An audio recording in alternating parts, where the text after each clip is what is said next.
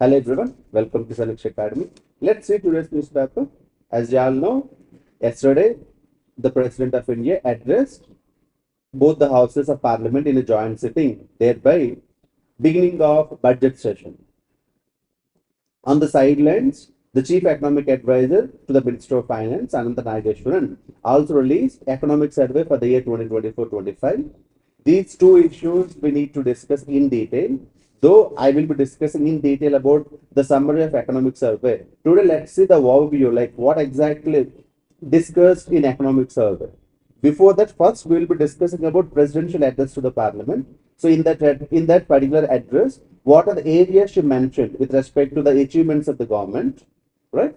Next, we will be discussing about the areas on which the economic survey emphasized. As you all know, economic survey is an overview of the past year and it will provide some unbinding suggestions to the government so that government may utilize these suggestions, thereby wherever it will be having any kind of challenges, it may use them.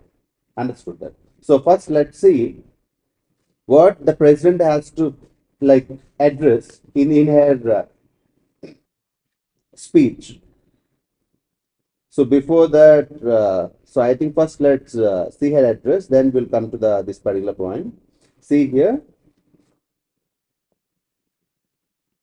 So in that, first she mentioned that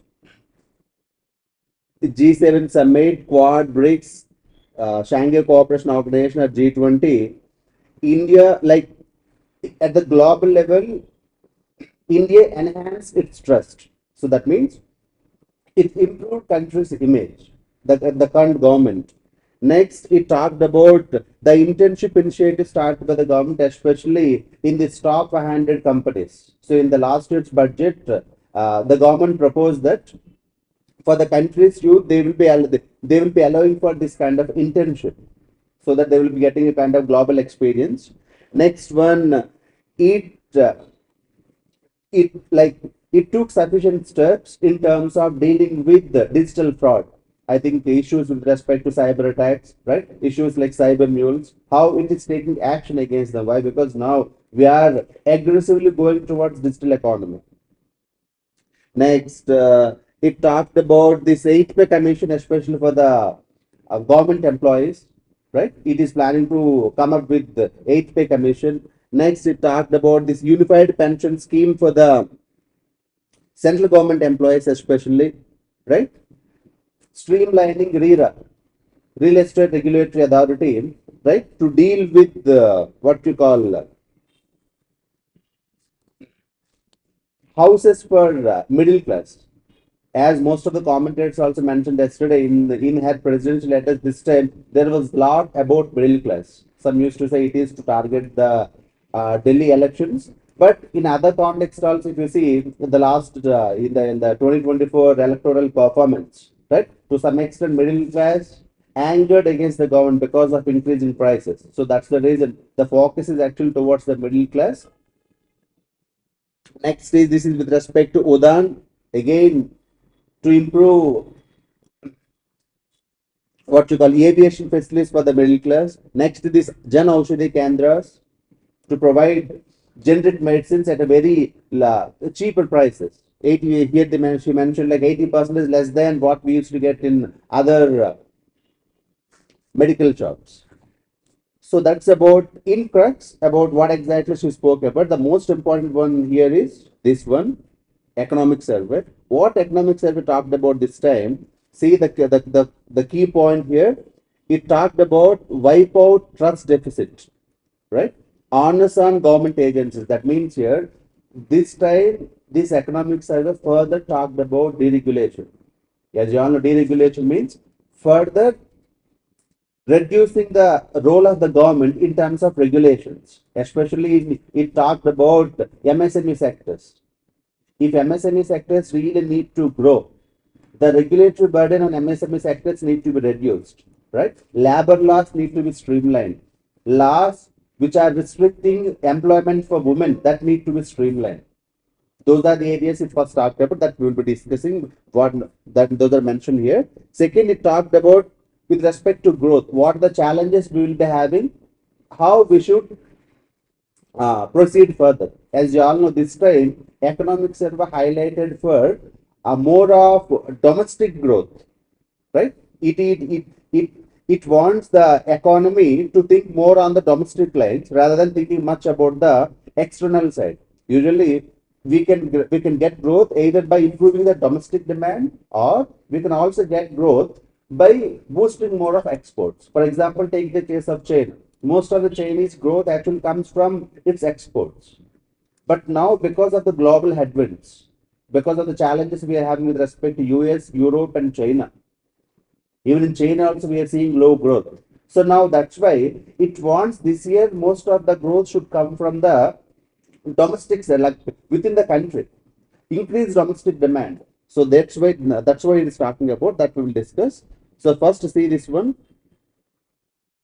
See the first point. For Viksit Bharat, for a developed India by 2047, we must wipe out trust deficit.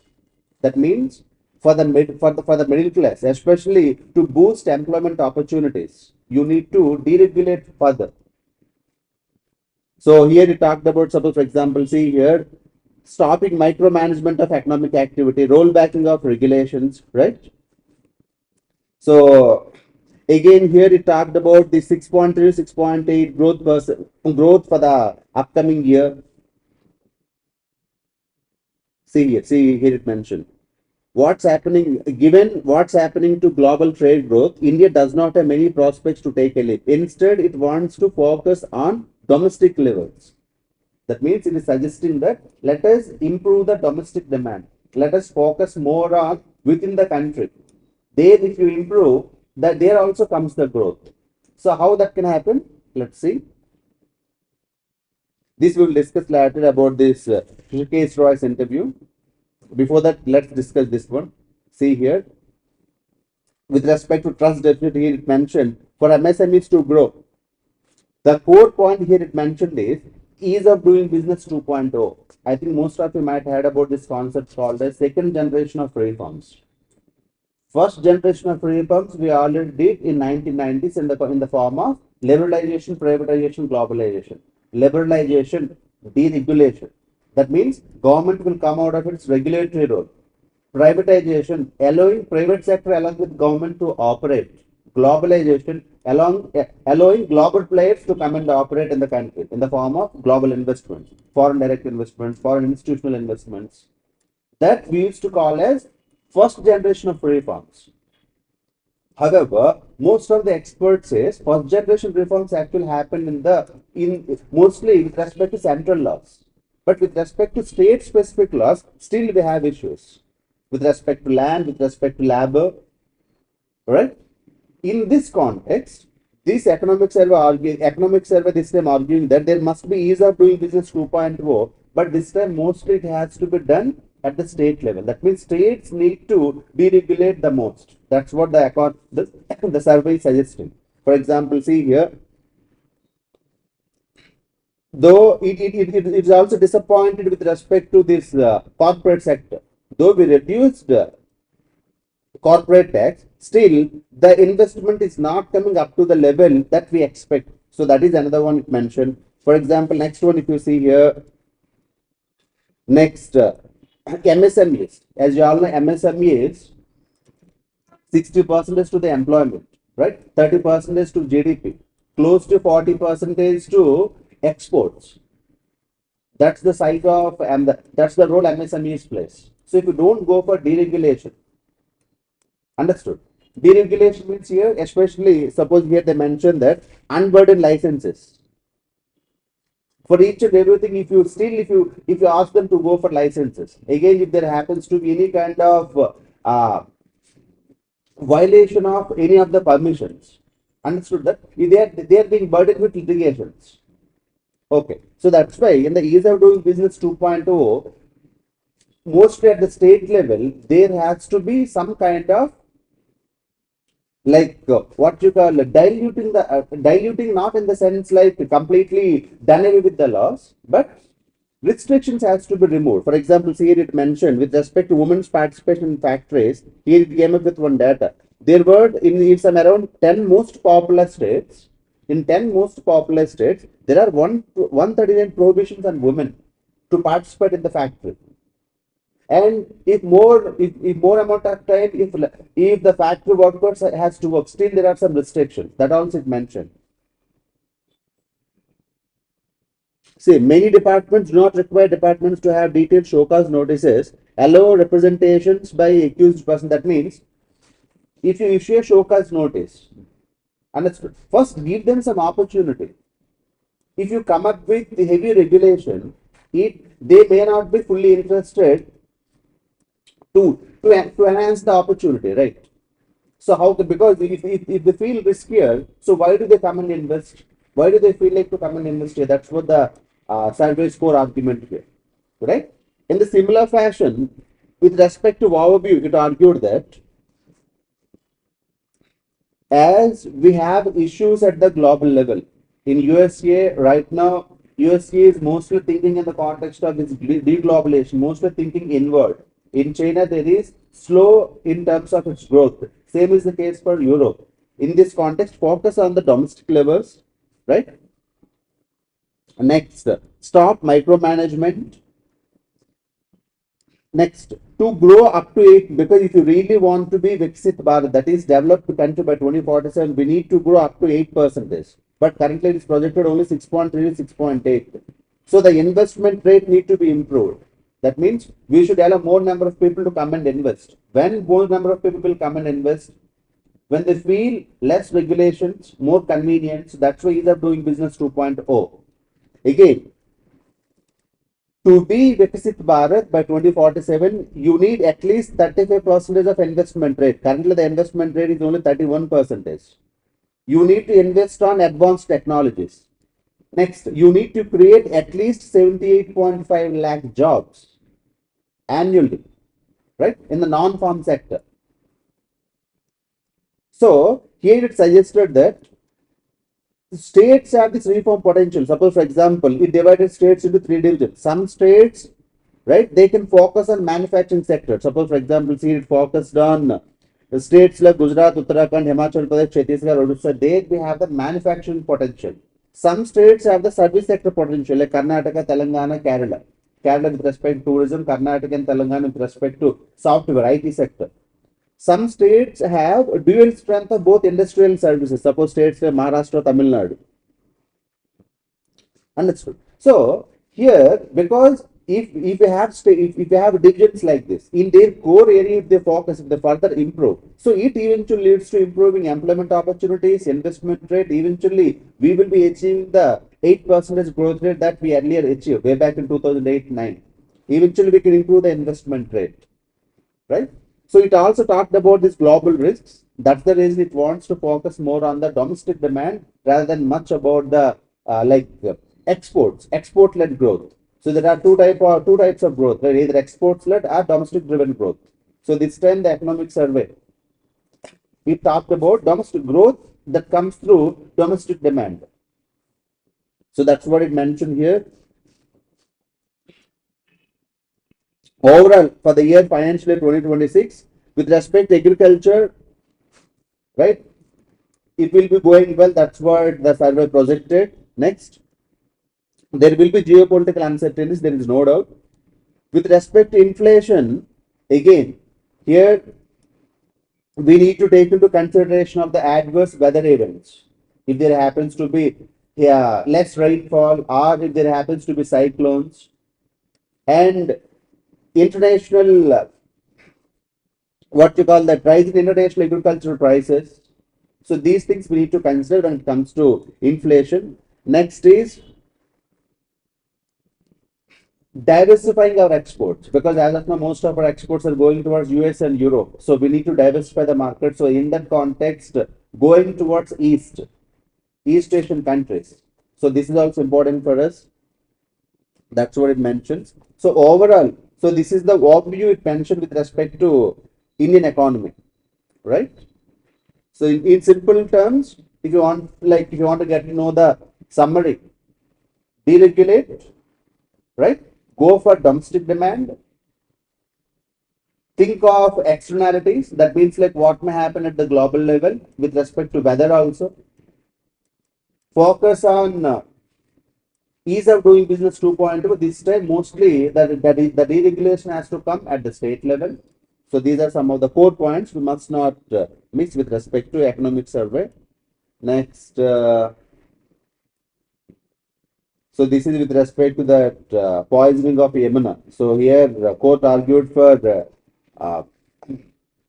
it said we will be issuing contempt of court notice if you don't follow our orders. Court the High Court said, yeah, install more of flow meters so that you can track the flow of the sewage treatment plants. Also, this common effluent treatment plants, the one that comes from these industries. So that is an issue. Just you need to tap. Next, I think you know about this Amrit Udyan, right? Earlier we used to call it as Mughal Gardens. It will be open usually to the public in the month of February, right? So here they also mentioned the date. Almost for 2 months it will be open for the public.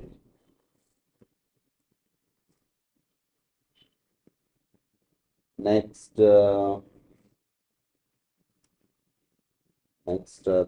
this is mostly with respect to Delhi election. This is also even this one.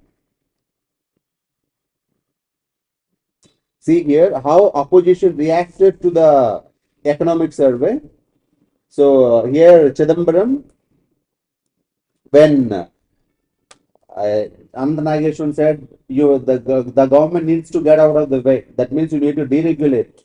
So there they appreciated this particular point. But they countered that, okay, you said ease of doing business 2.4, but here you came up with GST 2.4. On one side, you are coming up with more taxes, reduce the indirect tax burden on the people. So RLs, what is the point of ease of doing business 2.2? That's the counter they have here.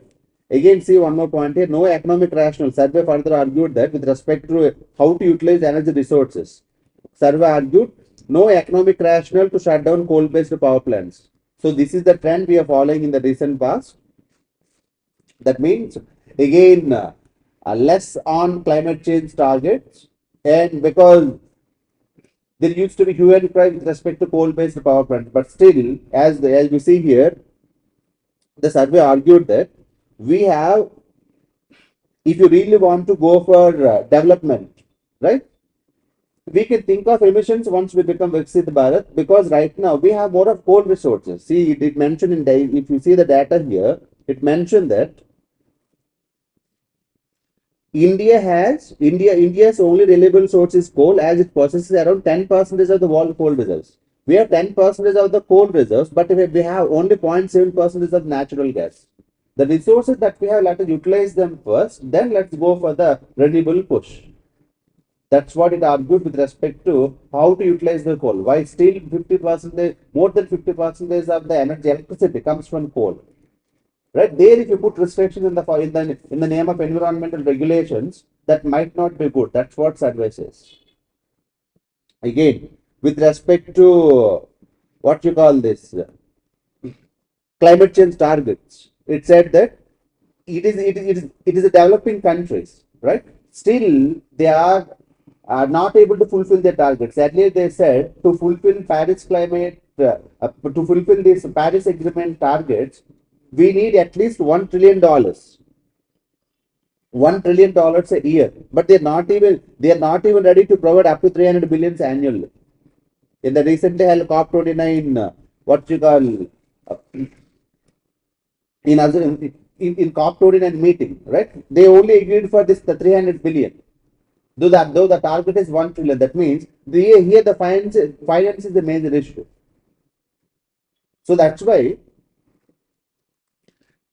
we need to prioritize adaptation over emission reductions. That means we should go in a step-by-step process rather than thinking much about emission. If emission reductions has to happen, we have to stop all our coal-based power plants. If we stop the coal-based power plants, do we have the wherewithal to go for the renewable push? Do we have the finances? You need the transport technology, nor give us finances. Understood. Then if you ask us to go for climate change targets, how can we go for that? So that's what survey argues here. Again, another important point, citing health, survey suggests higher tax on ultra-processed foods, especially in the recent past, because of this heavy advertisement by this ultra-processed foods and most heavy uses of this what you call more of what you can say synthetic foods, right? Rather than using less of what we used to see, they are using more highly processed ones. So because of that, sometimes it may also leads to cancer, right? So to regulate that, the report suggests FSI, Food Safety Standards Authority of India, need to come up with some regulations. It suggested a clear definition of the food, what exactly the food is all about. So to not mislead consumers, right? Improved monitoring, efforts to deal with aggressive marketing, right? Higher tax rate. This you can use in GS paper, food processing, right? While discussing about food processing, we will be focusing on this, like improving cold chain facilities, right? Market access, but along with it, we should also cite this as example. How to deal with this ultra processed foods, what kind of challenges we may be having with respect to our health. There you can quote survey. By quoting economic survey, you can mention.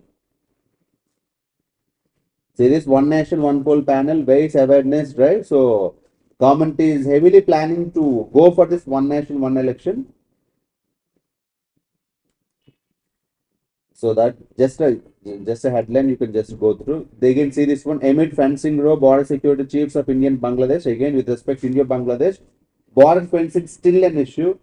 Though way back in 2015, we signed that land boundary agreement.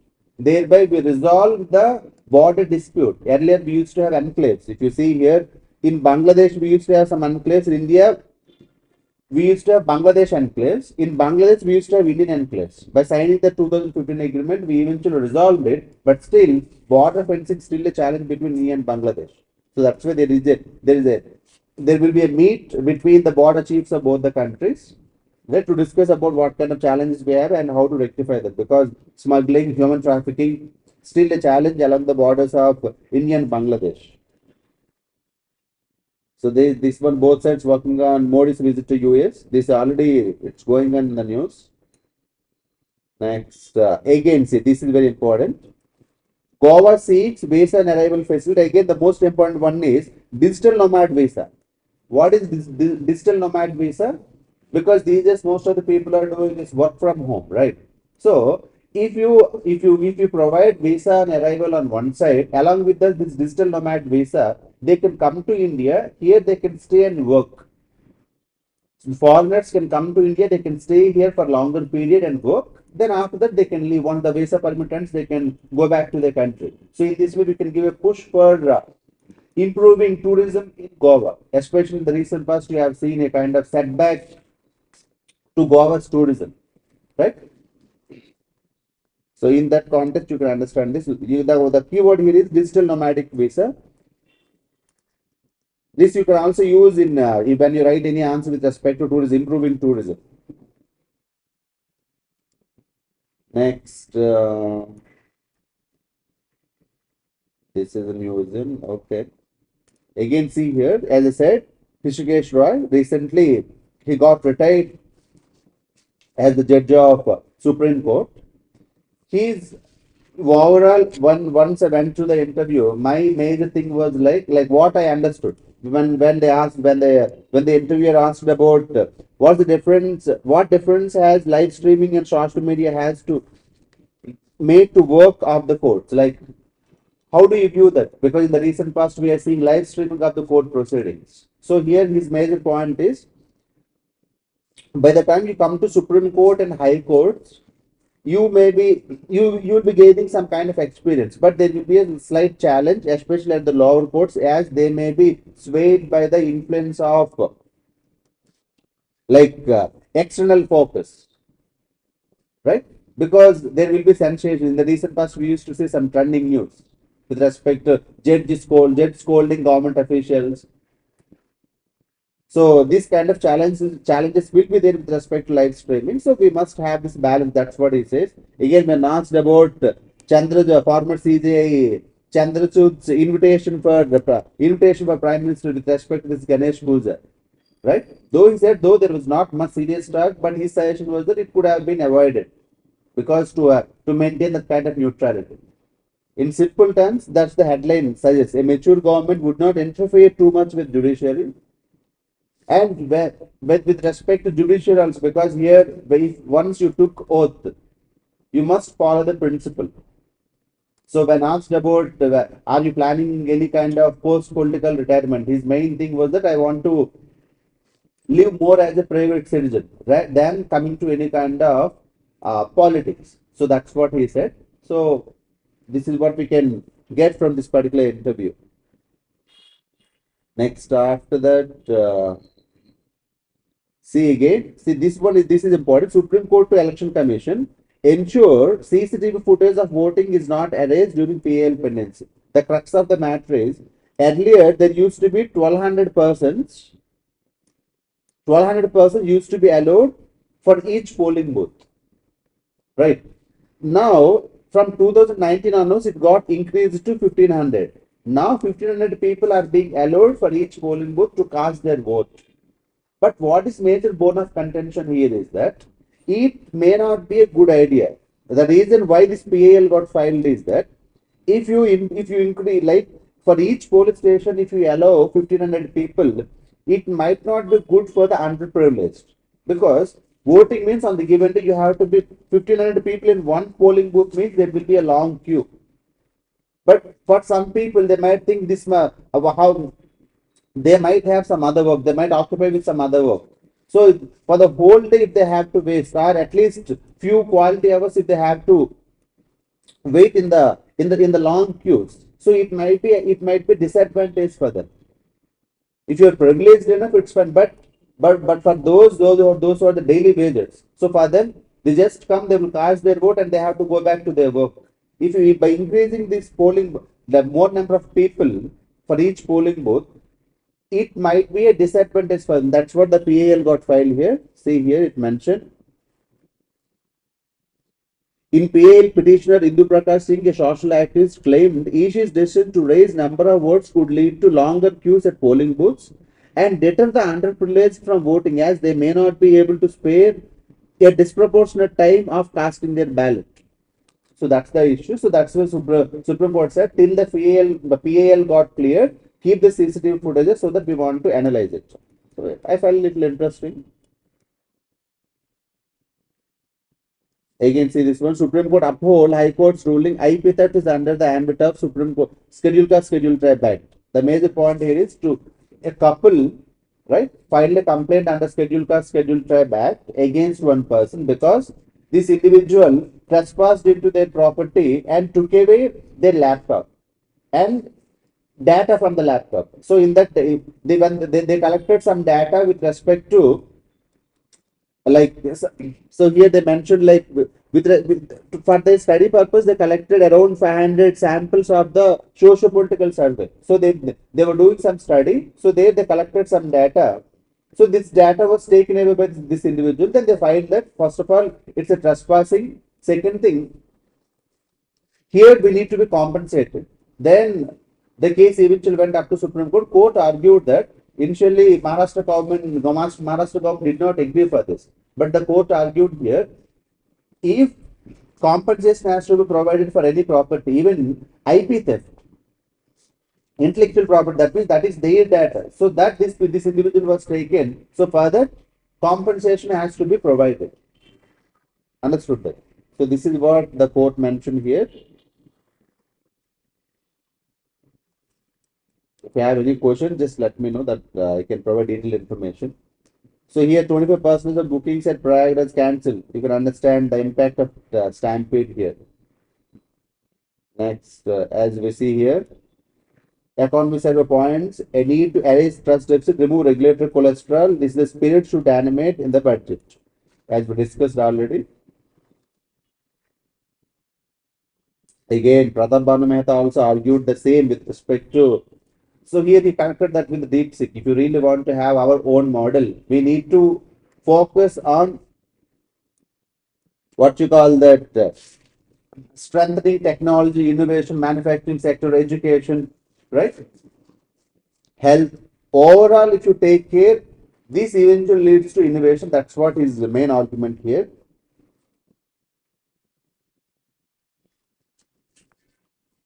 Next,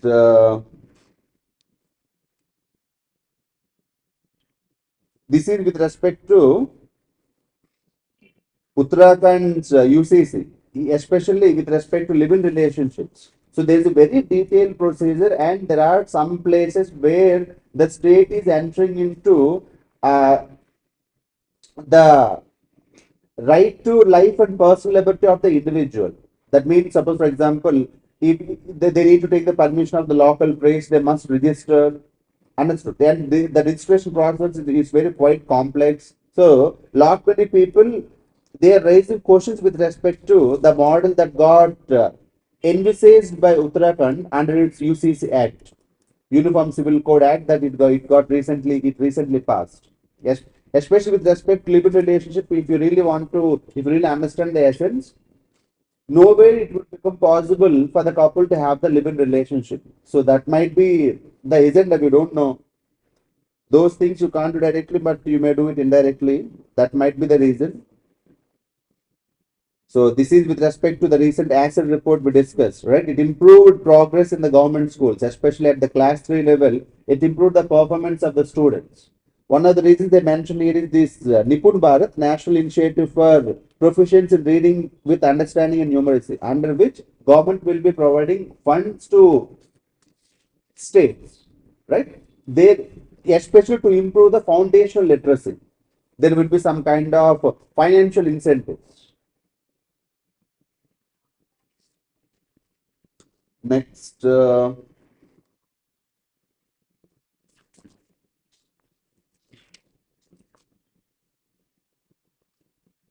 these people in this particular article, they mostly argue, they talked about the summary of this economic survey. That's what we already discussed.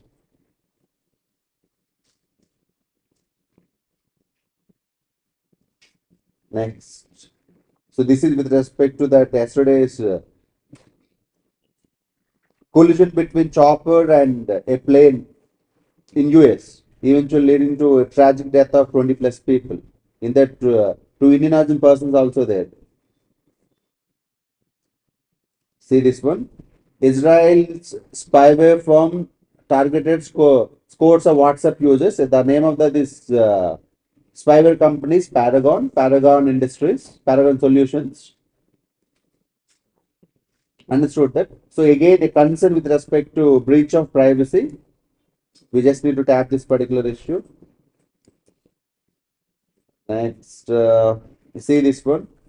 Wages still below pre-pandemic level while corporate profits soared. Again, the economic survey argued here indicates rising inequality. That means the amount of profit these corporates are getting in commensurate manner, they are not increasing the wages. Again, here there is a difference between male and female. See here with respect to male worker and female worker, still there is a difference. So here also there is some kind of difference that we need to rectify. That's what the survey suggested. Again, see this one. Indian workforce vulnerable to AI. Need robust institution to upskill. Again, with respect to technology. Just that headline will tell us something. See this one. Correction in US markets could have cascading effect in India, as we discussed. With the change of government, if Federal Reserve comes up with any kind of interest rate changes, it will have its impact on India. This is also we need to observe. As we already discussed, limit on work hours, overtime, barriers to improve factory workers' earning potential. So, because of this limiting work hours, it is not allowing the factory workers to completely utilize their potential. So, there we need some kind of changes. That's what it mentioned here. Next, again, this is a very interesting observation. India must guard against excessive financialization. Excessive financialization means in the recent past we are seeing heavy involvement of the banking sector. Understood. So, if growth comes only from the financial sector through these banking instruments, understood. But there must the real economy must grow. Real economy means what? Growth in agricultural sector, growth in industries. Our exports need to grow. So if growth comes only just because of the financialization, that is not good. Financialization means here use of it. It is coming. It is coming just because of more amount of financial instruments. Okay. So here it cited the 2008 financial crisis. The 2008 financial crisis of Europe and US mostly because of this. Because excessive usage of these financial instruments. But in commensurate, there is no real growth.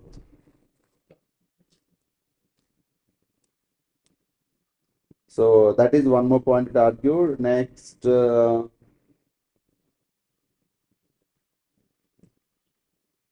this is with respect to Delhi's political history, because as elections are going to happen on 5th of February.